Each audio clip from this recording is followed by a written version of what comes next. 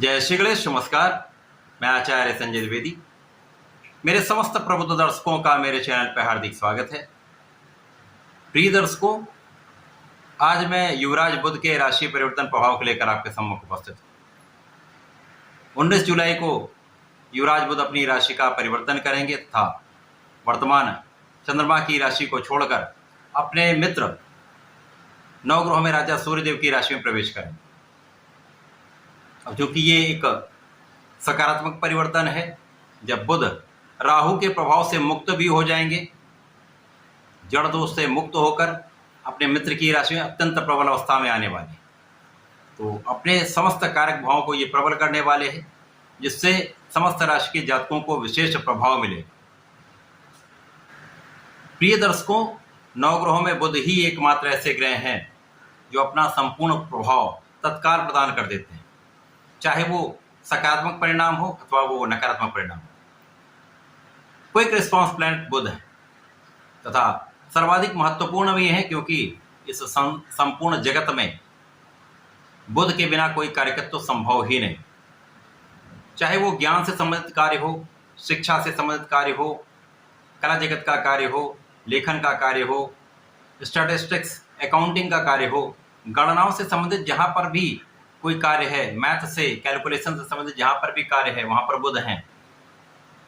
वाणी से संबंधित कार्य, बुद्धि से संबंधित जहाँ पर भी कार्य हैं, वो समस्त कार्यकर्तृत्व बुध का है। तो बुध के बिना कोई कार्यकर्तृत्व संभव ही नहीं, कोई कार्यक्षेत्र संभव ही नहीं। अब ये अत्यंत बलवान अवस्था में पहुंचेंगे, अपने मित्र की राशि में होकर अत्यंत बलवान अवस्था में होंगे, तो निश्चित रूप से यहाँ पर कुछ विशेष प्रभाव देने वाले। ये लगभग 24-25 दिन का जो इनका परिवर्तन, इसके पश्चात ये वक्री अवस्था में आ जाएंगे, तो इनका बल कई गुना बढ़ने वाला है। सिंह राशि में बुध का जो ये परिवर्तन है वो अत्यंत महत्वपूर्ण है, परंतु ये अलग अलग राशि के लिए अलग अलग भाव में बनेगा, अलग अलग स्थानों पर बनेगा, उसी के अनुसार ही परिणाम की प्राप्ति हो। आज मैं वृषभ राशि के लिए, जो शुक्राचार्य की राशि है, बुध के इस राशि परिवर्तन का किस प्रकार का परिणाम प्राप्त होने वाला है, संपूर्ण विश्लेषण मैं पूर्ण तर्क के साथ करने दूँ। प्रिय दर्शकों, इस राशिफल को आप अपने चंद्र राशि के आधार पर देखें, अर्थात जन्म कुंडली में यदि 2 नंबर में चंद्रमा है तो आपकी वृषभ राशि। वृषभ राशि शुक्राचार्य की राशि होने के कारण यहाँ पर अतिमित्र का भाव होता है, क्योंकि शुक्र और बुध अतिमित्र के भाव में। वृषभ राशि के लिए बुध जो महत्वपूर्ण भावों के स्वामी भी हैं, यहाँ पर ये धन के स्वामी तथा पंचम के स्वामी। धनेश पंचमेश का गोचर आपके केंद्र के भाव, चतुर्थ भाव में प्रारंभ होने वाला है। अब यहाँ पर अत्यंत विशिष्ट स्थिति इसलिए बनेगी क्योंकि यहाँ पर ये केंद्र त्रिकोण राजयोग का लाभ देने वाले हैं। केंद्र में अत्यंत बलवान अवस्था में होंगे, जहाँ पर समस्त ग्रहों का प्रभाव कई गुना बढ़ जाता है, और ये सुखों का भाव है, सुख संपदा का भाव है, भूमि भवन वाहन का भाव, माता का भाव, जनता का भाव। तो यहाँ पर बुध जब पहुंचेंगे तो निश्चित रूप से अत्यंत महत्वपूर्ण भावों की वृद्धि करने वाले।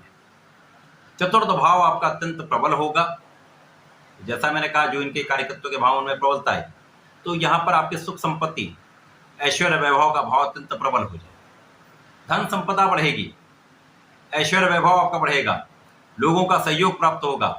अब बुध को व्यापार का कारक कहते हैं, बुध के बिना व्यापार संभव ही नहीं। यहाँ पर आपके व्यापारिक क्षेत्र में सर्वश्रेष्ठ वृद्धि आप करने वाले, सर्वश्रेष्ठ आप लाभ लेने वाले।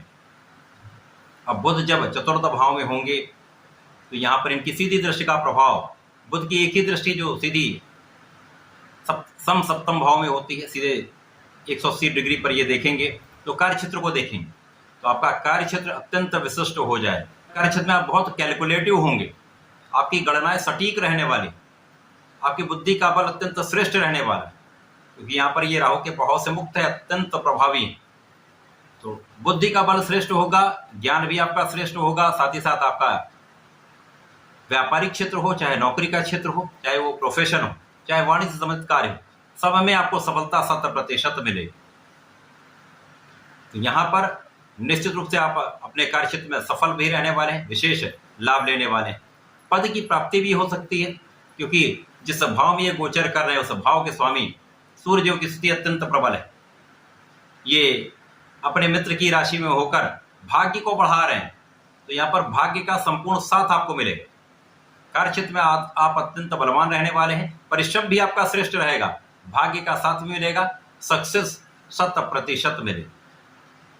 अब यहाँ पर धन का भाव भी प्रबल हो रहा, महाधन का योग बनेगा, ज्ञान भी श्रेष्ठ होगा, विद्या बुद्धि का भाव प्रबल होगा, तो अपने शिक्षा के क्षेत्र में बहुत अच्छा आप करने वाले हैं। प्रतियोगिता परीक्षा में संपूर्ण सफलता प्राप्त होने वाली है। यदि नौकरी का प्रयास करें तो आप सफल होंगे। विशेष रूप से सरकारी नौकरी का प्रयास यहाँ पर सार्थक होता है। शासनिक प्रशासनिक सेवाओं में आपको सफलता भी मिलेगी, अच्छे पद की प्राप्ति भी हो सकती है, कार्यक्षेत्र का विस्तार भी हो सकता है। आपके मन के अनुरूप आपका स्थानांतरण या पद की प्राप्ति भी हो सकती है। शासन सत्ता का संपूर्ण सहयोग आपको मिले। विशेष रूप से यहाँ पर बहन का सहयोग मिलता है। इसी प्रकार से यहाँ पर संतान का पक्ष बलवान रहेगा, संतान से भी आपको सुखों की प्राप्ति होगी। प्रेम संबंध के लिए यह समय अच्छा है। माता पिता का संपूर्ण आशीर्वाद आपको मिलने वाला है, माता पिता के सुखों में वृद्धि होगी। विशेष रूप से यहाँ पर पिता का सहयोग मिलेगा, पिता का आशीर्वाद, पिता की संपत्ति से आपको लाभ भी मिलेगा, पारिवारिक संपत्ति से लाभ मिलेगा, परिवार का संपूर्ण सहयोग आपको मिलने वाला है। आपकी वाणी अत्यंत प्रभावी रहने वाली है। वाणी के प्रभाव से, आपके ज्ञान के प्रभाव से, आपकी बुद्धि के बल से आप सर्वश्रेष्ठ लाभ लेने जा रहे हैं। जब यहाँ पर शुक्राचार्य गोचर करना प्रारंभ कर देंगे इस माह के अंत में, तो यहाँ पर आपकी स्थिति अत्यंत प्रबल हो जाएगी। महालक्ष्मी योग बनेगा, सुख के भाव में बनेगा, तो आपके लिए भूमि भवन वाहन का योग अत्यंत प्रबल हो जाए। सुख संपदा आप अर्जित करने वाले, एक अच्छा भवन आप बना सकते हैं, गाड़ी ले सकते हैं। तो संपूर्ण रूप से ये विशेष समय है जहाँ पर आपकी लग्न भी प्रबल होगी, स्वास्थ्य समस्याएं भी कम होंगी, आप संपूर्ण रूप से महालाभ लेने जा रहे हैं। वृषभ राशि के अत्यंत श्रेष्ठ समय है। इस समय में आपको नियमित रूप से भगवान गणपति की आराधना करनी चाहिए।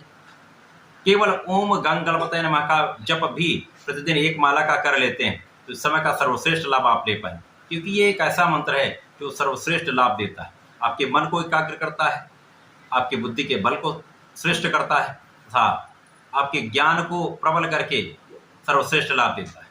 तो ऐसा करके समय का लाभ लें। धन्यवाद, नमस्कार।